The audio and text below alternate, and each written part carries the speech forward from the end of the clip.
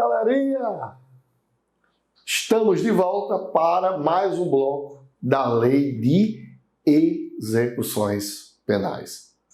No bloco passado, vimos conceitos, que é a LEP, vimos aonde ela está mapeada no mundo jurídico, vimos a sua fundamentação legal, que é a Lei 7.210.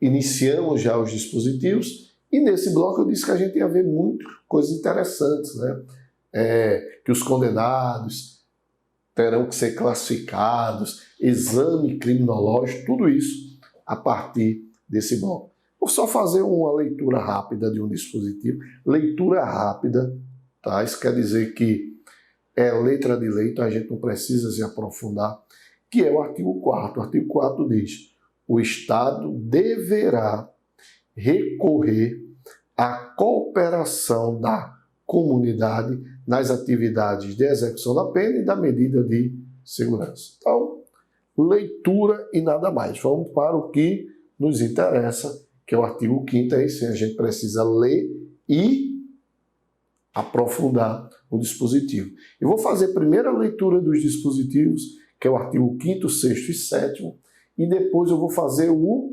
comentário destes dispositivos. Acho que fica melhor para vocês entenderem. Então, o artigo 5º, porque aí eu também faço o comentário e volto ao artigo. Faço o comentário e volto ao artigo, aí você fixa muito mais assim. Beleza? Bora lá. Os condenados serão classificados segundo os seus antecedentes e personalidade para orientar a individualização da execução penal. O artigo 6º diz: a classificação será feita por uma comissão técnica de classificação que elaborará o programa individualizador da pena privativa de liberdade adequada ao condenado ou ao preso provisório.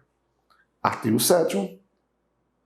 A comissão técnica de classificação existente em cada estabelecimento será presidida pelo diretor e composta de, no mínimo, 2 chefes de serviço, um psiquiatra, um psicólogo, um assistente social, quando se tratar de condenado.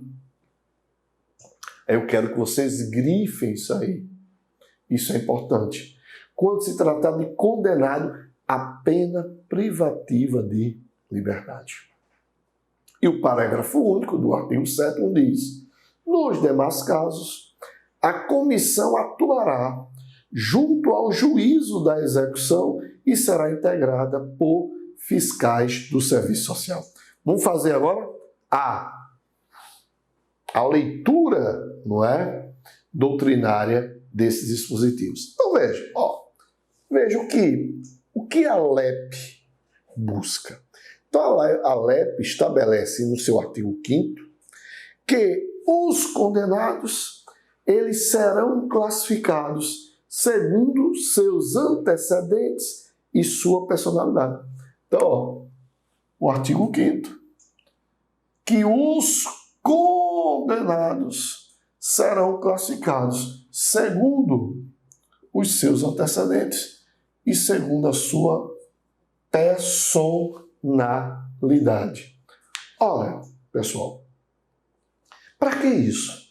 Porque a LEP vai pegar cada condenado e classificar de acordo com o seu antecedente e de acordo com a sua penalidade. Meu amigo, simples. Ela quer que cada indivíduo, vou até falar um termo bem legal aqui, cada indivíduo fique no seu quadrado. E vamos imaginar o seguinte: existem quadrados lá na penitenciária que tem quadrado que é de homem bom, de homem mais ou menos e de homem mau. Mas não é homem bom? Sim, porra, claro que tem. Imagina, vou dar uma situação aqui, que quando a gente imagina o preso, a gente só imagina, pô, aquele cara é mau, tá preso porque fez merda, fez alguma maldade. Porra, mas preste atenção, vamos dar um exemplo aqui prático aqui. O cara mata o estuprador da sua filha. Porra, esse cara é mau? Não, porra, pra mim esse cara é um herói. Mas ele matou, meu velho. Ele matou. E se ele matou, cometeu o quê? Um homicídio. Obviamente vai ser um homicídio privilegiado. Mas esse cara é mau? Não. Então, justamente serve para isso. Essa classificação justamente serve para isso. Para quê? Porque eu não posso inserir, por exemplo, no mesmo contexto, condenados diferenciados. Não se deve, a lei não deve, na execução da pena, eu não posso inserir no mesmo contexto condenados diferenciados. Como assim? Eu não posso colocar o cara que é reincidente com o cara que é réu primário. Eu não posso juntar, porque esse cara aqui vai contaminar esse. Tá entendendo? Então, por isso, não é importante essa classificação. E essa classificação segue o artigo 5º, inciso 46 da Constituição Federal, que é o princípio da individualização da pena. Então, veja, quando a LEP determina que os condenados devem ser distribuídos em classes de acordo com determinados critérios, a fim de que as penas sejam cumpridas atendendo ao preceito justamente da individualização. Réu primário é uma coisa, reincidente é outra. Eu não posso colocar esses caras no mesmo ambiente. Então, para orientar essa classificação, aí o que eles fazem? Como é que eu vou orientar essa classificação? Como é que eu vou dizer, esse cara fica aqui, esse cara fica aqui? Simples, o que é que eles fazem? Faz análise da folha de antecedentes criminais. Justamente para saber, porra, esse cara aqui tem crime que não acaba mais. Vamos dar um exemplo aqui. Vamos pegar eu e o professor Isaqueu. O professor Isaqueu é estuprador, assassino, não é?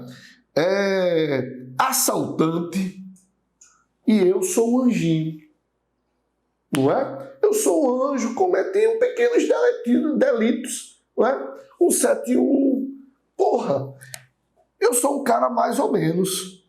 Se eu me juntar a Isaqueu, professor Isaqueu, que é um mala, eu vou ficar mala também, ou vou ficar mais mala. Então, o que vai acontecer? Pega-se a folha de antecedentes criminais, faz-se o estudo da personalidade desse preso e deve-se levar em consideração que sua conformação física, seu temperamento e seu caráter. Então, quando for analisar a personalidade, vê, o temperamento desse cara é agressivo. Se eu colocar junto de outras pessoas aqui, vai ser um pandemônio. Então, para isso serve a classificação, tá certo? Então, como diz lá no artigo 6º, essa classificação não é feita por qualquer pessoa. Não é chegar assim e dizer, tu vem para cá, tu vem para cá. Claro que não.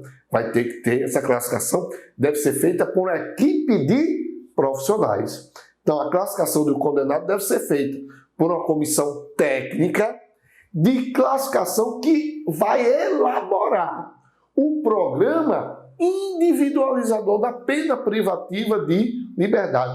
E esse programa individualizador vai ser adequado ao condenado, como também ao preso provisório. Emanuel, preso provisório? Como assim?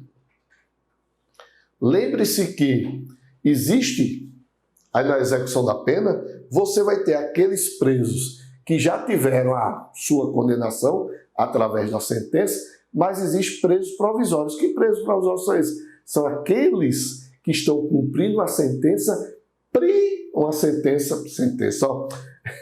uma prisão preventiva.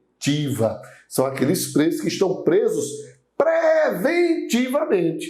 Não existe uma sentença ainda contra eles, não foram condenados, mas, por constituir um perigo para a ordem pública, por constituir que seria atrapalhar as investigações penais, a instrução processual penal, o juiz decretou a sua prisão preventiva.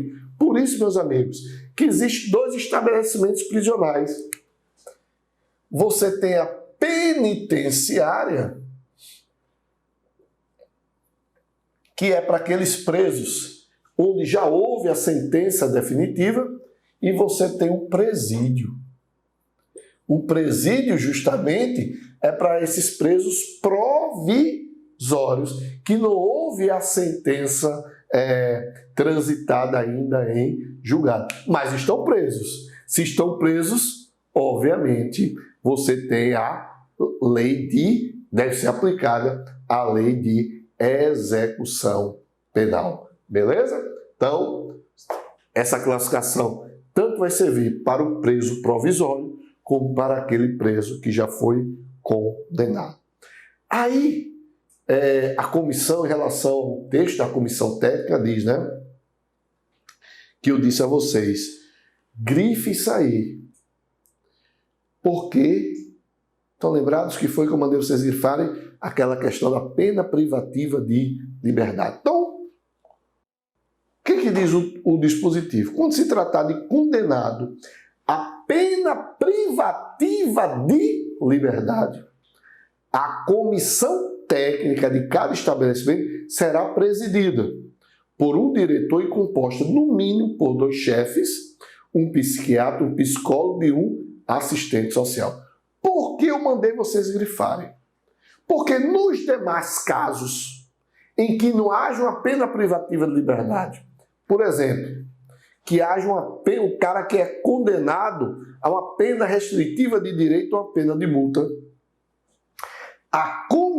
essa comissão atuará junto ao juízo de execução e será integrada por fiscais do serviço social. Então, se liga aí, ó, pena privativa de liberdade. O cara está sendo condenado a pena privativa de liberdade. Regime fechado, reclusão. O que vai acontecer? Essa comissão técnica deve ser presidida pelo diretor do presídio e composta por 2 chefes de serviço, um psiquiatra, um psicólogo e um assistente social. Não é pena privativa de liberdade, é uma pena restritiva de direitos. É uma pena de multa. Emanuel, mas não é sentença? Sim, a pena restritiva de direito é determinada através de sentença. A multa é determinada através de sentença. São espécies de pena, pessoal. Ó, quais são as espécies de pena? Estão ali previstas no artigo 5º, inciso 45 da Constituição. Penas privativas de liberdades, penas restritivas de direito, multa, perda de bens, prestação social a comunidades. Então, suspensão de direitos. Então, tudo isso são penas aplicadas. Porque quando você fala em pena, o cara já pensa logo, né? Pena, prisão. Não! Existem vários tipos de pena. Entre elas, a pena privativa de liberdade. Mas a pena privativa de liberdade não é a única espécie de pena. Existem outras além dela, tá? Então, vamos lá. Desculpem. Então, nos demais casos, pena restritiva de direito, multa, o que vai acontecer? Essa comissão atuará junto ao juiz, diretamente ao juiz de execução, e será integrada por fiscais do serviço social. O condenado ao cumprimento de pena privativa de liberdade em regime fechado será obrigatoriamente submetido a um exame. Aí, ó, bora lá ao artigo 8º. Então, presta muito atenção que eu disse para vocês o seguinte, que existe um outro exame, que é justamente esse que eu vou falar. Então, o condenado ao cumprimento de pena privativa de liberdade em regime fechado, professor Isaqueu, em regime fechado, será submetido ao exame criminológico para obtenção dos elementos necessários e uma adequada classificação e com vistas à individualização da execução. O condenado, mais uma vez, ao cumprimento de pena privativa de liberdade em regime fechado.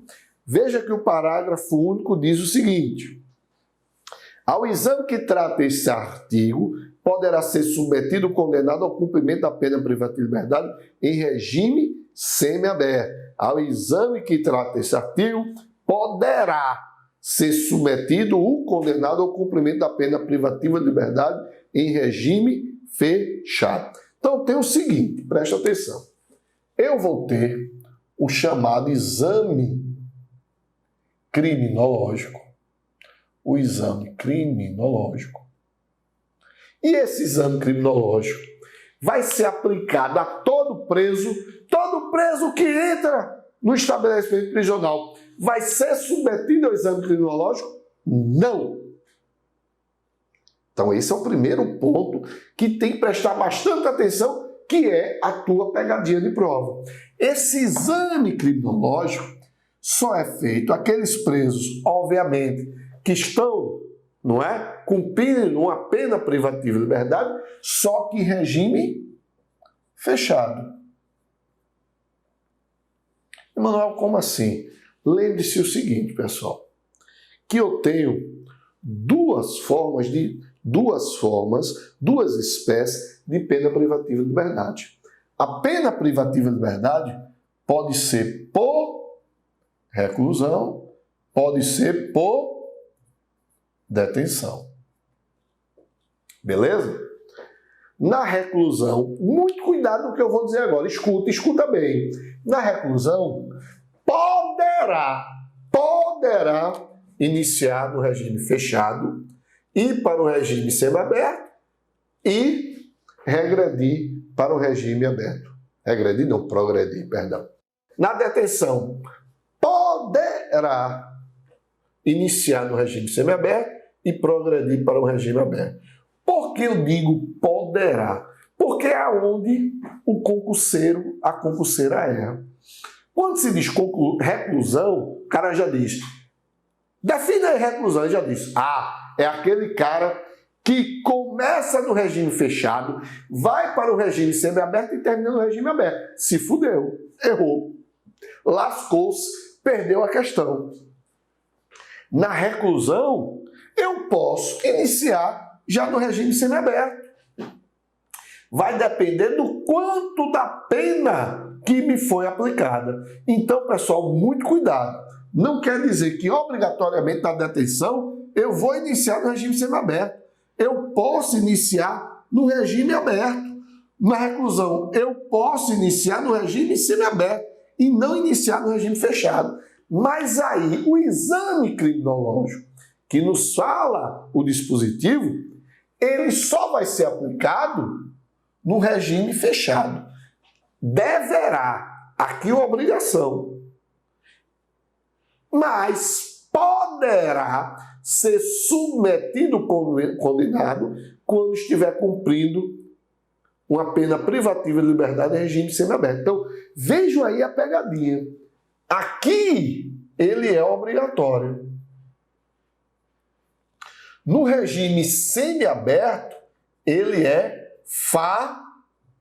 facultativo. Então, ele aqui é obrigatório, ele aqui é facultativo. Beleza, então? Então, entenderam aí? Isso é muito importante, mas muito importante mesmo. Então, esse condenado, a pena privativa de liberdade em regime fechado será obrigado, submetido a esse exame o quê? Criminológico. E para que vai servir esse exame criminológico, Emanuel? Para obtenção? Veja, o exame criminológico vai ser para obtenção dos elementos necessários a uma adequada classificação e com vistas à individualização da pena. Espera aí. Existe uma diferença, então, entre o exame de classificação e o exame criminológico, não é, Manuel? Claro que existe. Claro que existe essa diferença. E o que é que eu vou fazer agora? Eu vou botar no quadro aqui essas diferenças, o que é o exame de classificação, o que é o exame criminológico, para que você não confunda. Por exemplo, quando eu falo em exame de classificação, eu estou falando em um exame amplo e genérico. Quando eu falo em exame criminológico, eu estou falando em um exame específico. Entendeu aí, galerinha? Então, ó, presta muita atenção que eu vou fazer um quadro agora. Esse quadro está aqui no slide. Tá? Você vai poder visualizar, mas eu vou colocar aqui também no quadro. Tá certo? Bora lá? Vamos lá? Ó, exame de classificação, exame criminológico. Vocês estão vendo aí o slide. Eu vou pegar esse slide aqui, que está aqui, vou colocar aqui que fica melhor e vou colocar no quadro para que fique melhor para vocês visualizarem, para a gente trabalhar ele direitinho, tá certo? Não vai ficar tão bonitinho como está aqui, mas a gente trabalha legal, beleza? Então vamos lá. Ó. Então eu tenho aqui de um lado, eu tenho o exame de classificação, e aqui de lado eu vou ter o exame criminológico. Tá? Vamos lá, vamos traçar duas linhas aqui. Então, bora lá. Quando eu falo em exame de classificação, eu estou falando um exame geral, pessoal. Geral. Ele vai pegar a partir de quê? De 2 critérios antecedentes e o que? A personalidade. Então, esse exame, obrigatoriamente, é um exame amplo e genérico. Quando eu digo o exame criminológico, eu não posso ampliá-lo, eu tenho que restringir. Então, ele é um exame específico. Calma que você deve estar se perguntando. E por que esse exame específico? Calma. A gente vai ver agora. Ó, esse exame diferencia-se desse em qual sentido? Porque nesse daqui, o exame de classificação, ele orienta. Orienta o quê? Orienta o modo de cumprimento da pena. O modo de cumprimento da pena.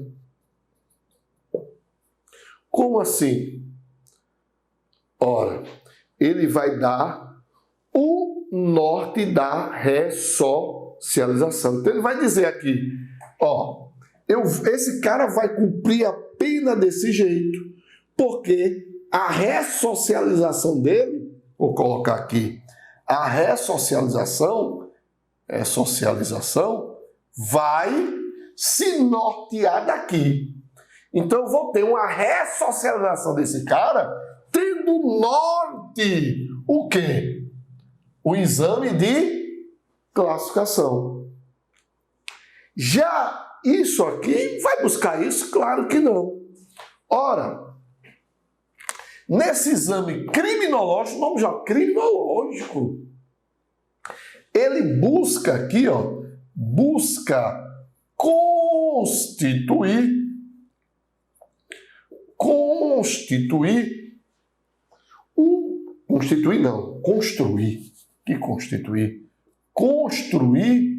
um prognóstico.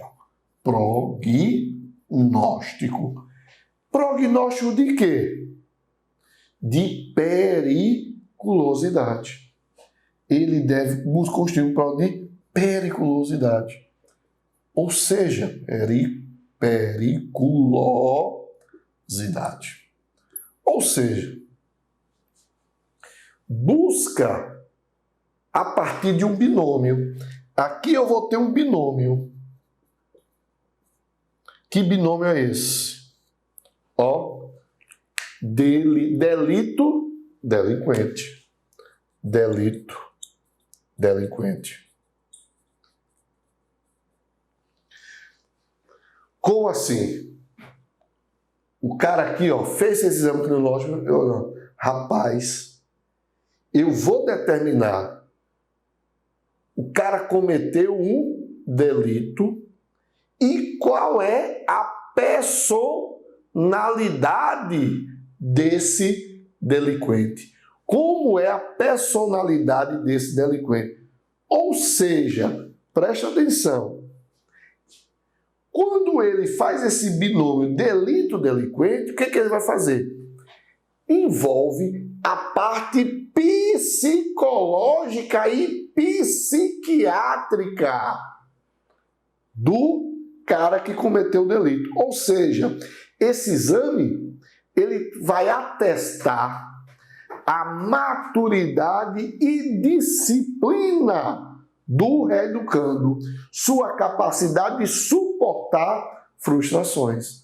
É um exame muito assim, seria um exame basicamente psicológico. Então, a partir daqui, desse binômio, ó, esse cara praticou esse delito e a sua personalidade é moderada, é agressiva, por isso que ele praticou esse delito. Ou então, rapaz, esse cara praticou esse delito de homicídio, mas a sua agressividade é a mínima possível. Então, dentro desse exame criminológico, não é, vai ser feito um atestado de maturidade e vai disciplinar a reeducação, tá certo? Já que aqui vai precisar disso? Não, porque aqui envolve só aspectos relacionados com a personalidade do condenado.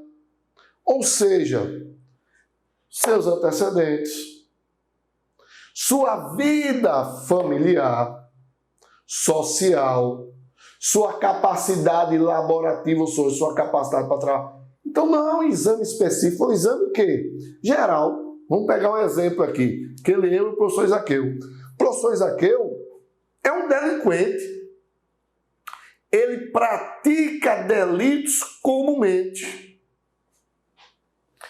Ele possui vários antecedentes.